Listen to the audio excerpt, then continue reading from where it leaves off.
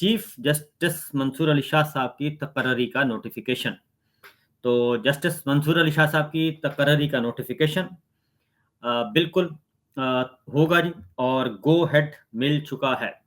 पहला नतीजा जो है वो बरामद होने वाला है। और जो पाकिस्तान तहरीक इंसाफ ने जो एक लॉन्ग मार्च किया और जो एहतजाज किया डी चौक पे, यहाँ पे बच्चों ने कुर्बानियाँ दी, खवातीन ने कुर्बानियाँ दी, बुजुर्गों ने कुर्बानियाँ दी और पाबंद सलासल हुए। सारी सूरत हाल से बताऊंगा, लेकिन पहली जो अच्छी खबर है वो ये है कि ये कुर्बानियाँ रायगा नहीं जा रही और पहला नतीजा आया चाहता है। और जस्टिस मंसूर अली शाह साहब की तकर्री का नोटिफिकेशन बतौर चीफ जस्टिस ऑफ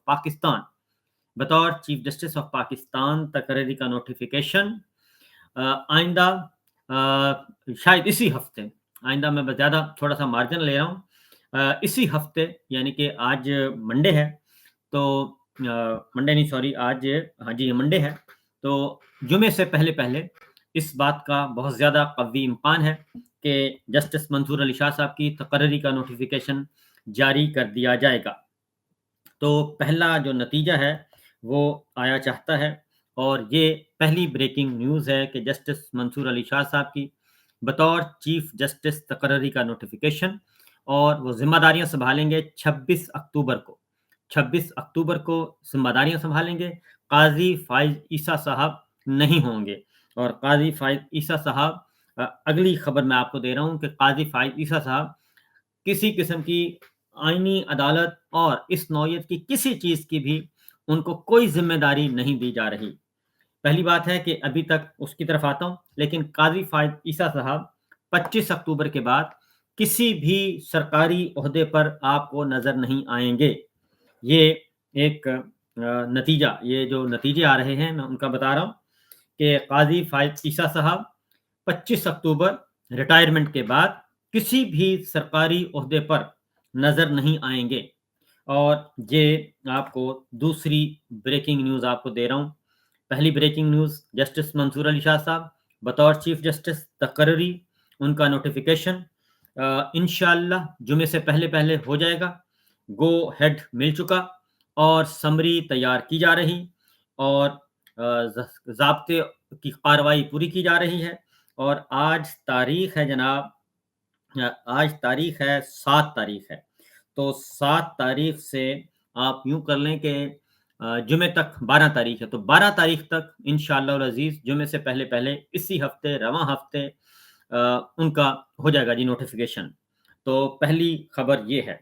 लिहाजा क्योंकि उसकी वजह मैं आपको बता दूं कि अगर अगर जस्टिस मंसूर अली शाह साहब का रास्ता रोकने की कोशिश की गई, अगर कोई हरकत करने की कोशिश की गई, तो फिर 26 अक्टूबर, बल्कि 26 अक्टूबर नहीं उससे पहले ही एक बहुत बड़ा एहतजाज, एक बहुत बड़ी मुलगीर, एक स्ट्रेटेजी आएगी और वो स्ट्रेटेजी शायद फिर किसी के काबू में ना रहे। ये मैं आपको बता रहा हूँ, खबर दे रहा हूँ और ये वार्न कर दिया गया है, खबरदार कर दिया गया है और इस सिलसिले में बता दिया गया है कि कोई विफाकी आईनी अदालत किसी भी सूरत में हम कबूल नहीं करेंगे। विफाकी आईनी अदालत भी कबूल नहीं, और विफाकी आईनी अदालत कबूल नहीं तो ज़ाहिर है उसके बाद फिर कोई ना चीफ जस्टिस होगा और ना ही एक नई अदलिया बनेगी।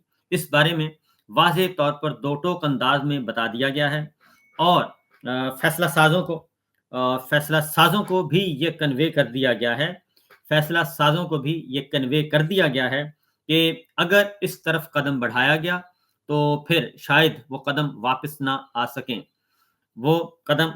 आ सकें। और लिहाजा जो बड़े-बड़े डॉक्टर्स हैं जी, वो भी नाकामो नामुराद लौटेंगे और बड़े-बड़े जो हैं जुगादरी, वो भी नामुराद लौटेंगे। और ये सारी की सारी सिचुएशन मैं आपको आगाह कर रहा हूँ।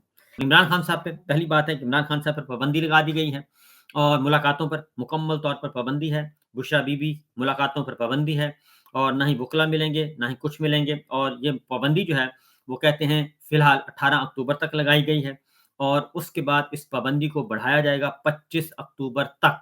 और ये मुलाकातों पे पाबंदी और फिर अज़ खुद आप ये देखें कि कितना फ्री एंड फेयर ट्रायल हो रहा है کہ آج سے پہلے جتنے بھی ان کے مقدمات تھے وہ کسی بھی صورت میں ایک دن سے آگے نہیں جاتے تھے، لیکن اب ان کے مقدمات جو ہیں وہ ملتوی کر دیے گئے ہیں 18 اکتوبر تک۔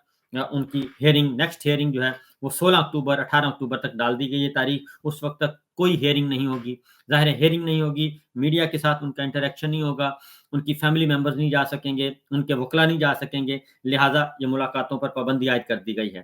اور اس کی وجہ میں آپ کو بتا دیتا ہوں کیوں ملاقاتوں پر پابندی عائد کی گئی ہے، اور اس کی وجہ یہ ہے کہ علی امین گنڈا پور کا معاملہ تھا۔ علی امین گنڈا پور کی جو وہ لانگ مارچ لے کر آئے تھے ڈی چوک میں، اور ان کو ان کے ساتھ جو کچھ ہوا وہ پوری کی پوری داستان وہ خود اپنی کہانی بیان کر چکے ہیں، اور سب کچھ ہمارے سامنے ہے۔ اور آج اسی لیے وہ ایک الگ خبر ہے آگے جا کے، کیونکہ خیبر پختونخوا ہاؤس کو سیل کر دیا گیا ہے، اسلام آباد خیبر پختونخوا ہاؤس کو سیل کر دیا گیا ہے۔ تو علی امین گنڈا پور جو ہیں وہ آئے، اور کل جا کے وہ 48 گھنٹے وہ رہے جی، وہ نہیں منظر عام پہ نہیں تھے، کہاں تھے کیسے تھے، خیر وہ بات انہوں نے اپنی سائڈ کی سٹوری جو ہے وہ بتا دی ہے۔ میں آپ کو بتا چکا ہوں کہ انہوں نے ابھی آدھی جو سٹوری ہے، آدھی سٹوری وہ نہیں بتائی، وہ جو آدھی نہیں بتائی اسی میں ہی سب کچھ ہے، اور وہی جو ہے اسی میں بڑے بڑے ہیں کام جو آدھی نہیں بتائی۔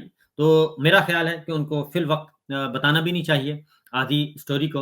اور انہوں نے ایک جملہ بولا تھا، انہوں نے کہا تھا کہ مجھے 100% امید ہے، 100% یقین ہے کہ آئندہ چند دنوں میں ایک بہت اچھی خبر آئے گی، اور اداروں میں اب ایک اجتماعی سوچ پائی جاتی ہے، کلیکٹو وزڈم اپلائی کیا جا رہا ہے۔ انہوں نے یہ 2-3 جملے بولے تھے، اور انہوں نے یہ بات کہی تھی۔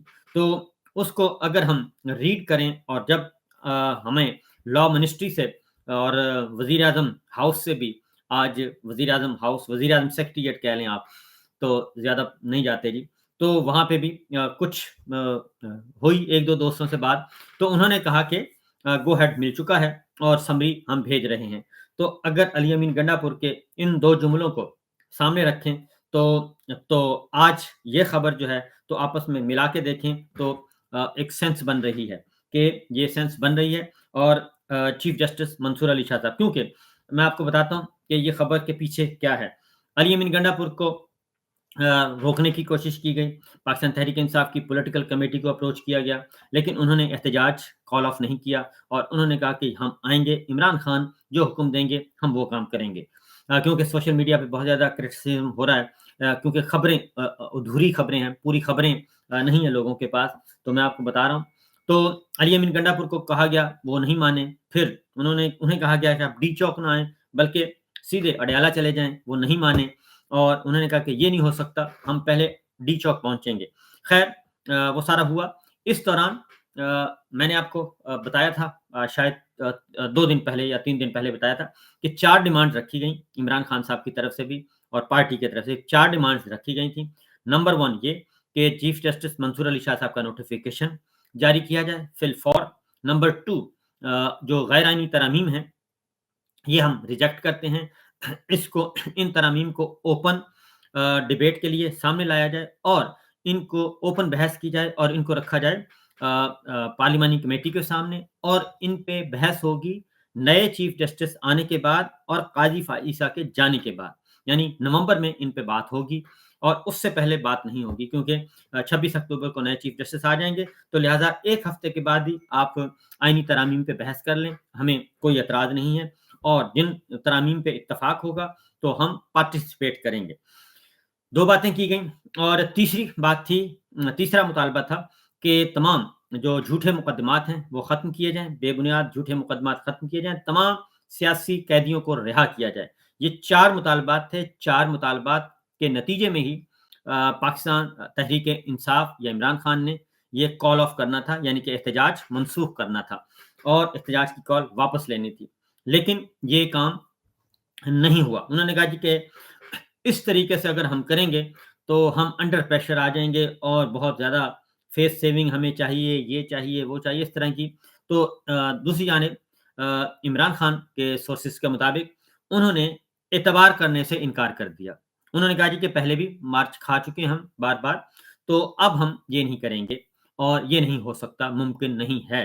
تو لہٰذا اب یہ کام کیا گیا ہے کیونکہ ابھی میچ چل رہا ہے اور ایک طرف کیونکہ جو دھوکا اور فریب جو ہے اس ایلیمنٹ کو بھی سائڈ پہ نہیں رکھنا چاہیے، اس کو وہ موجود ہے۔ اس لیے جناب عمران خان صاحب نے احتجاج کی کال واپس نہیں لی اور نہ ہی علی امین گنڈا پور نے کل اپنی تقریر میں احتجاج کی کال واپس لینے کا کوئی اندیا دیا یا واپس لی گئی۔ اور یہ دو باتیں ہیں جی، تو لہٰذا عمران خان صاحب کی جو پارٹی کو ہدایت تھی، اس دوران عمران خان پر پابندی عائد کر دی گئی اور وہ اس لیے کہ عمران خان صاحب جو ہے اگلی اسٹریٹجی اناؤنس کریں گے، کیونکہ عمران خان صاحب کا خیال یہ ہے کہ کسی بھی صورت میں پاکستان تحریک انصاف کو، وکلا کو، طلبہ کو اب گھروں میں نہیں بیٹھنا چاہیے۔ 25 اکتوبر تک وہ سڑکوں پہ ان کو ہونا چاہیے، ہر فورم پہ احتجاج کرنا چاہیے، تاجروں کو کرنا چاہیے، کاروباری لوگوں کو کرنا چاہیے، کارخانہ داروں کو، مزدوروں کو، کسانوں کو، وکلا کو، سب کو اپنی اپنی جگہ پہ احتجاج کرنا چاہیے۔